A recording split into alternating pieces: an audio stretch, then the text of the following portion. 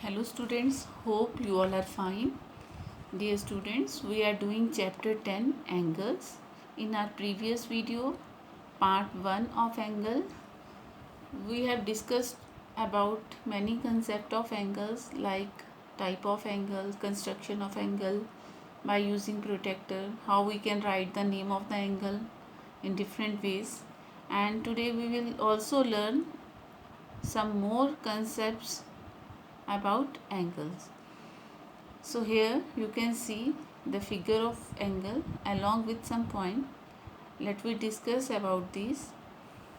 So first of all, there is interior of angle. Interior of angle means inside the angle. So the area lies inside the angle is called the interior of angle. Interior means जो अंदर है. So you can see the angle has two arms and the area which are lying inside the arms, जो area arms के अंदर आता है, that is the interior of angle. Okay.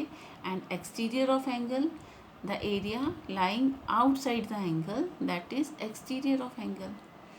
तो जो आर्म्स के बाहर हैं, जो एंगल की आर्म्स के बाहर का एरिया है, that is outside the angle. Okay.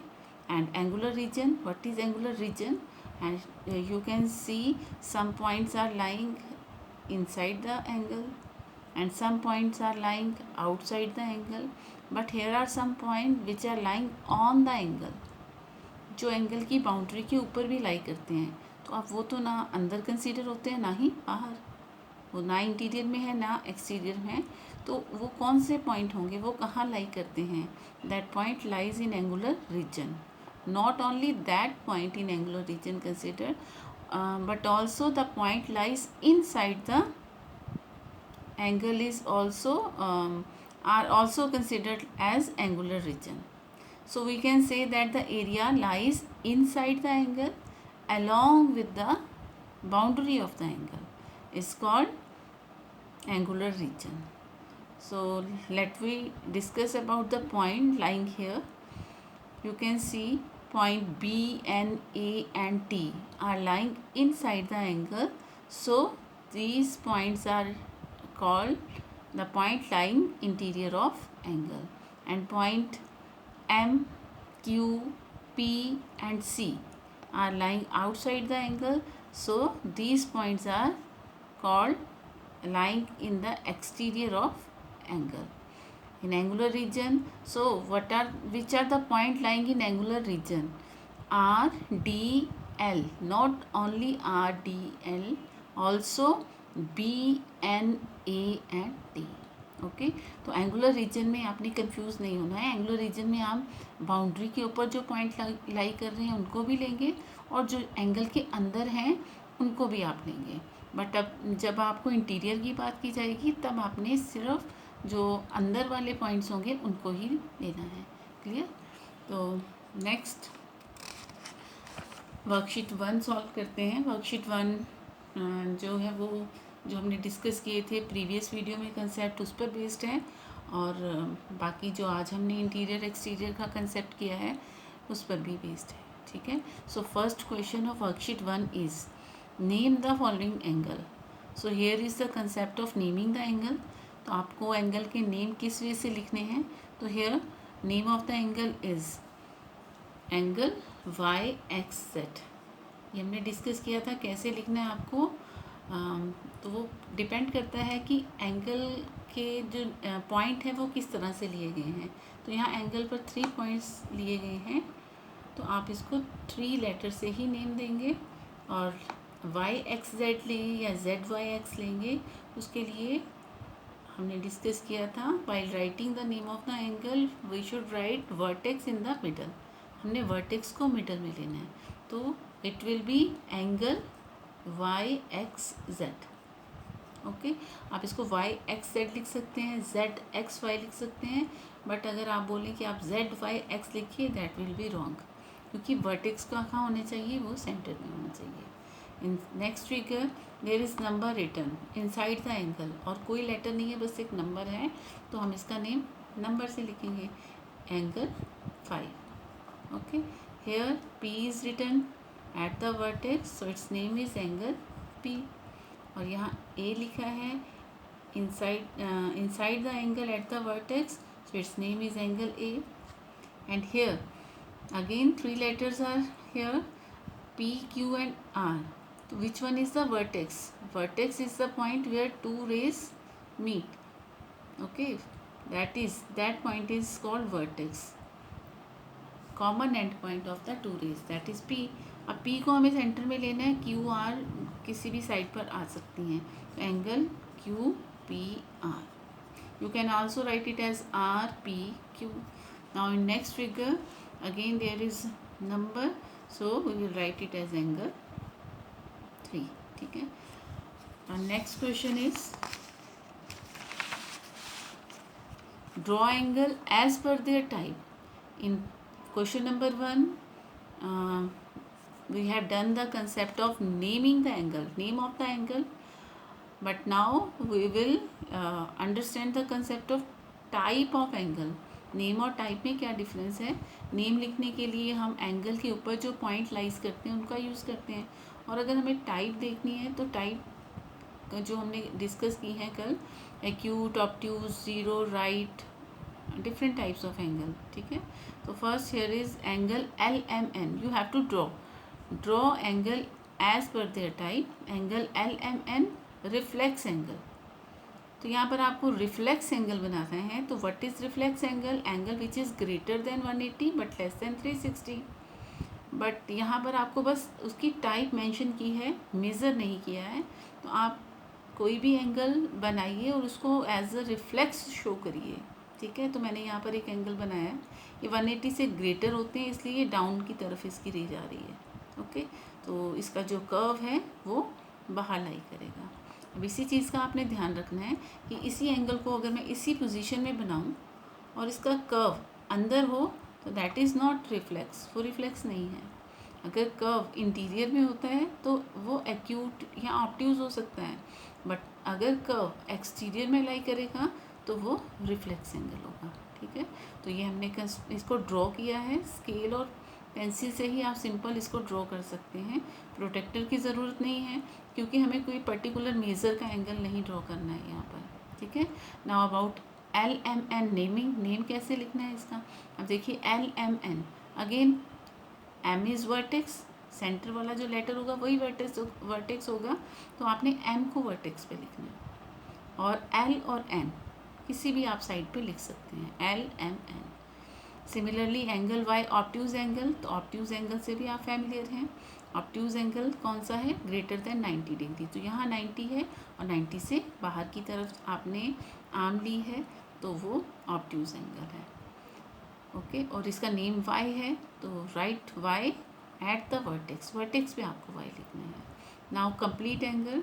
तो you know about complete angle. Complete angle is of 360 degree, और अगर उसकी फिगर देखी जाए तो उसमें भी क्या है, ओवरलैप करती हैं. दोनों रेज एक दूसरे को ओवरलैप करती हैं. ठीक है. बट यहाँ ऐसा ही एंगल एक और है, दैट इज़ 0 डिग्री. ज़ीरो का एंगल भी ऐसे ही होता है. बट 0 और 360 में डिफरेंस क्या है? जो 0 है उसमें कोई कर्व नहीं होता, वर्टेक्स पे कोई कर्व नहीं है, यहाँ पर कोई कर्व नहीं है, सिंपल पॉइंट ही होता है. But in 360 degree the complete circle is lying, पूरा सर्कल होगा. ठीक है. So it is complete angle. और नेमिंग में XYZ है, तो again you will write the middle letter at the vertex. Y को यहाँ लिखा है और XZ आप अनदर 2 रेज पर मेंशन करते हैं. Okay. Now angle 3 reflex. Again मैंने इस तरह से इसको ड्रॉ किया है. रिफ्लेक्स है इसलिए इसका जो कर्व है वो एंगल के एक्सटीरियर में बनाया है. एंगल 3, तो 3 को भी आपने बाहर ही मेंशन करना है. ओके. तो similarly you can also draw this type of angle in your notebook. और next question is arrange the following in ascending order.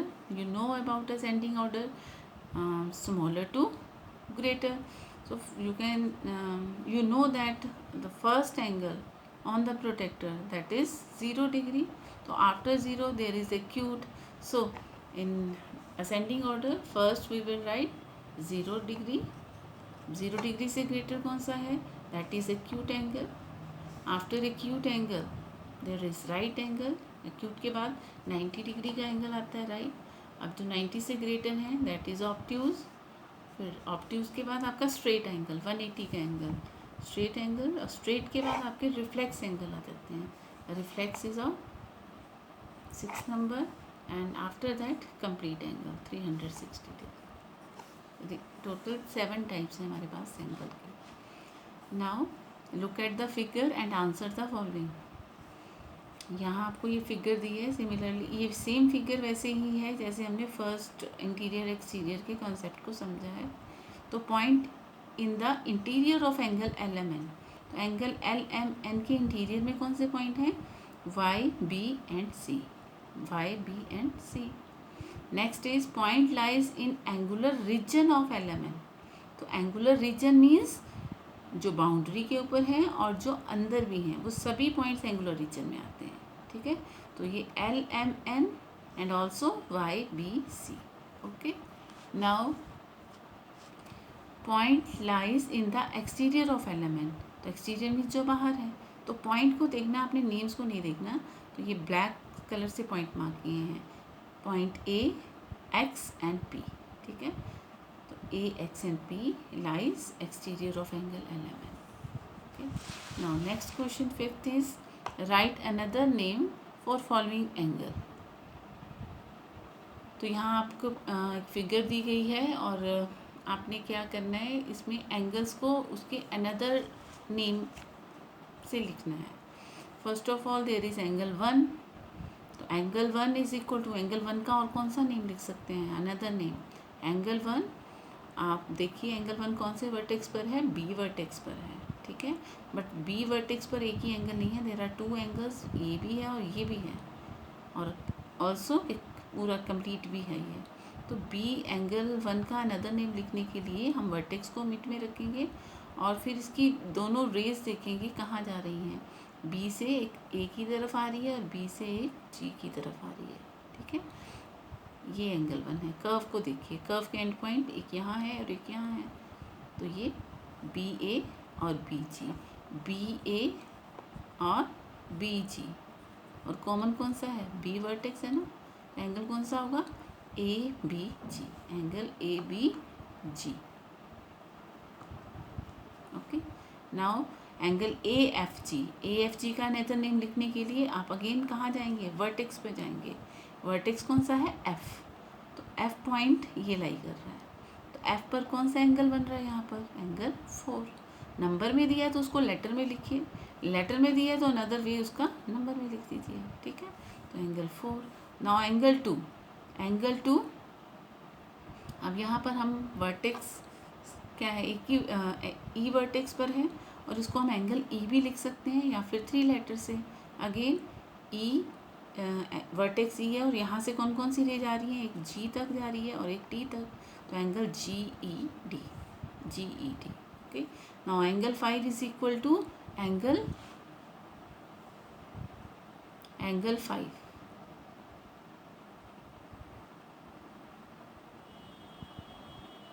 Angle 5 कहाँ है, एंगल 5 कहाँ लाई कर रहा है, जी वर्टेक्स पर लाई कर रहा है, ठीक है। और इसके लिए आपने देखना है कि जी वर्टेक्स पर की जो आर्म्स है वो कहाँ जा रही है, 5 की, यहाँ 5 के कर्व को देखिए, 5 का कर्व कंप्लीट नहीं है, वहाँ तो 3 भी आ जाएगा, तो इसका एंड पॉइंट देखिए 5 का, ये है और एक ये डॉट मैंने मार्क किया है।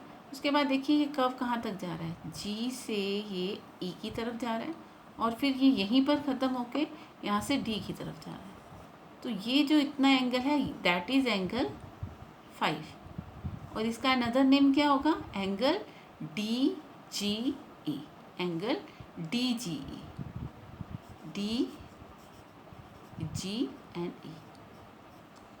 Okay, now angle B G D, B G D के लिए आपने B G, again G vertex और अब बी जी और डी, ये ऊपर वाला angle, angle 3। Okay, now next question is look at the figure and answer the following question. Again figure given है, आपको आंसर देने हैं।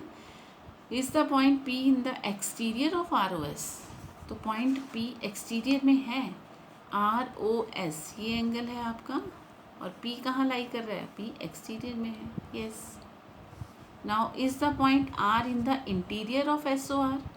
अब ये SOR है और पॉइंट R क्या ये इंटीरियर में है, SOR?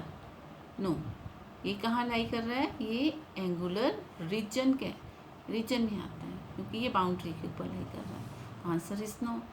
Now is the point Q in the interior of ROP। ROP ये एंगल है आपका, और Q कहाँ लाई कर रहा है, इंटीरियर में ही लाई कर रहा है, तो yes point Q is in the interior of ROP। Next is the point S in the exterior of POQ, angle POQ, and point S lying in the exterior of angle POQ. Yes. Now name the point which is in the interior of POR but in exterior of SOR. तो POR आपका ये angle है, और SOR आपका ये angle है। ठीक है, आपको वो पॉइंट बताना है जो POR के इंटीरियर में है। तो POR के इंटीरियर में कौन सा पॉइंट आ रहा है, Q, और SOR के एक्सटीरियर में है, SOR के एक्सटीरियर में अगेन कौन सा पॉइंट आ रहा है, Q, तो point Q। Now next question 7th is what kind of angle is formed between the following direction. तो डायरेक्शंस के बीच में भी एंगल फॉर्म हो रहे हैं। तो we know that there are 4 cardinal direction, north, south, east and west. और नॉर्थ और ईस्ट के बीच में 90 डिग्री का एंगल फॉर्म हो रहा है, नॉर्थ और वेस्ट में भी 90 का। अगर हम नॉर्थ और साउथ को देखें तो 180 का एंगल फॉर्म हो रहा है। ठीक है, और अगर ये नॉर्थ वेस्ट की बात करें, नॉर्थ वेस्ट डायरेक्शन, तो नॉर्थ वेस्ट डायरेक्शन कौन सी है, जो नॉर्थ और वेस्ट के बीच में आएगी, दैट इज़ नॉर्थ वेस्ट। ठीक है, let we do these parts. First is north and south. तो here is north and here is south, और नॉर्थ और साउथ के बीच में कौन सा एंगल बन रहा है इस पॉइंट पर, ये 180 डिग्री का angle. So it is straight angle. Straight angle आपको मेजर नहीं लिखना है, आपको उसकी टाइप लिखनी है, kind means type. Next north and north west. North तो क्लियर है ये है, but which is north west. तो नॉर्थ वेस्ट के लिए आपने वेस्ट को नहीं जाना है, नॉर्थ वेस्ट मीन इसके अंदर है कहीं लाई कर रही है। ओके, तो यहाँ वाली और कोई भी एक साइड लेंगे, वो सब 90 से छोटे ही एंगल बनाएंगे, तो वो कौन से एंगल होंगे, acute angle. Next is south and east. अब यहाँ साउथ है और ये ईस्ट है, साउथ और ईस्ट के बीच में कौन सा एंगल बन रहा है, 90 डिग्री का, that is right angle. Next east and west. अब देखिए ये ईस्ट है और ये वेस्ट है, अगेन फॉर्मिंग स्ट्रेट लाइन, तो ये स्ट्रेट एंगल है। Okay, now question number 8, this is last question of this worksheet. Filling the blanks. A reflex angle measure more than dash and less than dash. You know it. Reflex angle is more than 180 degree and less than 360 degree. Okay. Now one complete angle is equal to dash right angle. अब हमने ये किया है one complete angle का measure 360 degree होता है। तो अगर आप उसके कर्व को देखेंगे तो एक कंप्लीट सर्कल बनाएगा। ठीक है, ये 360 सर्कल का मेज़र कितना है, 360 डिग्री। अब आप इसको 2 पार्ट्स में अगर डिवाइड करते हैं तो 180 और ये 180, और अगर हम इसको 4 पार्ट्स में डिवाइड करते हैं तो ये भी 90 है, ये भी 90, ये भी 90 और ये भी 90। It means 4 right angles makes 1 complete angle.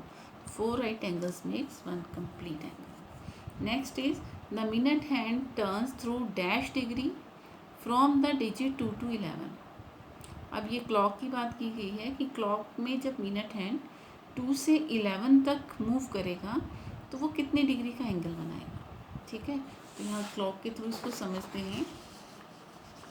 तो मिनट हैंड कहाँ है, 2 पर, और वो 2 से मूव करते करते करते करते कहाँ जा रहा है, वो 11 तक पहुँच गया। मीन्स पहले 2 पर था, फिर वो कहाँ आ गया, 11 पर आ गया। तो ये जो एंगल बन रहा है इनके बीच में, वो कितने डिग्री का एंगल होगा, ठीक है। अब इसके लिए हम एक चीज़ को समझते हैं कि हमारी जो क्लॉक है, हमेशा उसमें जो नंबर होंगे वो सर्कुलर शेप में होते हैं, और जो सर्कुलर पूरा सर्कल है दैट इज़ ऑफ 360 डिग्री, ठीक है। और क्लॉक में पार्टीशन कितनी होती है, how many numbers are there, 12 number. It means ये 12 पार्ट्स में डिवाइडेड है पूरी क्लॉक। अगर वो कंप्लीट 360 है तो what is the measure of each part का मेज़र कितना है, ठीक है। तो ईच पार्ट का मेज़र देखने के लिए डिवाइड बाय 12 कर दो इसको, that is equal to 30 degree, ठीक है। अब हमें ये समझ में आ गया कि हर 2 नंबर्स के बीच में यहाँ पर 30 डिग्री का एंगल बनता है। तो अगर हमें यहाँ से 2 तक देखना है तो 30 + 30 60 हो जाएगा, ओके। इसी तरह अगर हमें यहाँ से यहाँ तक देखना है तो 30 + 30 + 30 90 हो जाएगा। अब हमें क्या देखना है कि जो हैंड है वो 2 से कहाँ गई है, 11 तक गई है। तो वो कितने इंटरवल्स को क्रॉस करके गई है, 1 2 3 4 5 6 7 8 एंड 9 इंटरवल्स को इसने क्रॉस किया। तो बताइए फिर कौन सा एंगल होगा। 1 इंटरवल में कितना एंगल है, 30, और 9 में कितना होगा, 30 × 9 दैट इज़ 270 डिग्री, ओके। तो ये आपको याद रखना है कि एंगल में 2 नंबर्स के बीच में, 2 कंजक्टिव नंबर्स के बीच में 30 डिग्री का एंगल फॉर्म होता है। क्यों होता है, क्योंकि कंप्लीट 360 है, और जो क्लॉक है that is divided into 5 intervals, clear. तो 12 इंटरवल्स, और 360 को 12 से डिवाइड करके हमें 30 मिलता है, ओके। तो यहाँ 270 डिग्री, बस आपको 30 डिग्री को मल्टीप्लाई करना है जितने इंटरवल को मूव किए, जितने स्टेप्स मूव किए वो। Next is any angle of measure 345.5 degree is a dash angle. तो ये एंगल 180 से ग्रेटर है और 360 से स्मॉलर है, सो इट इज़ रिफ्लेक्शन, ठीक है। यही हमारा आज का कंसेप्ट था, और आपने वीडियो को अच्छे से देखकर वर्कशीट 1 को सॉल्व करना है। Thank you and have a nice day.